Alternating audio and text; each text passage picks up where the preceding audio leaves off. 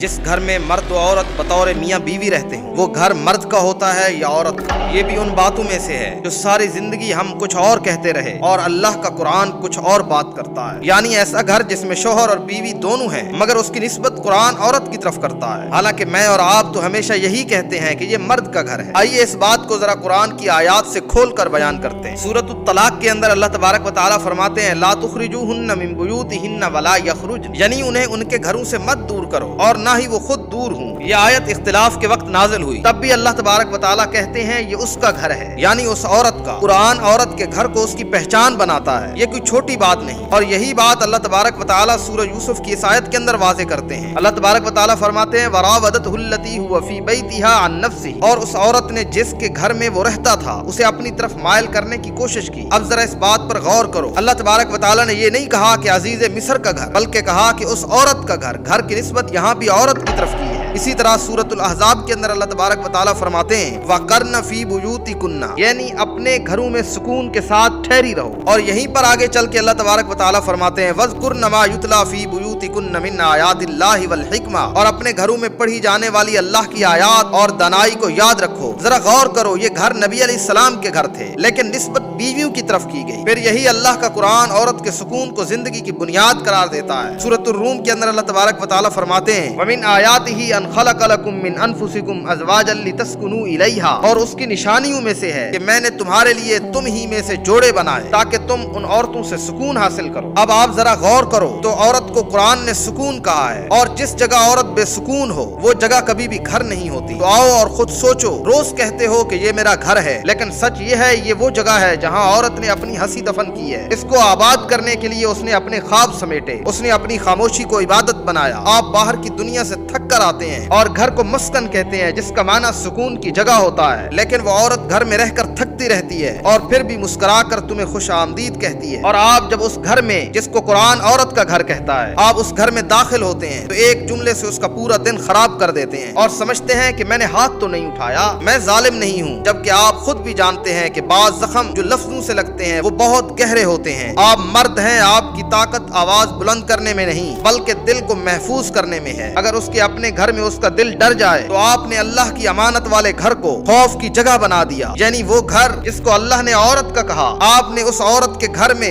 اس عورت کو ڈرا کے رکھا۔ اگر اسی عورت نے اسی گھر میں خود کو بے قدر محسوس کیا تو یاد رکھیں آپ نے اسے نہیں بلکہ اپنے ایمان کو کمزور کیا ہے، کیونکہ نبی علیہ السلام نے مرد کی پہچان نماز سے یا روزے سے نہیں جوڑی بلکہ یہ فرمایا کہ تم میں سے سب سے بہتر وہ ہے جو اپنے گھر والوں کے لیے بہتر ہو۔ یہ بات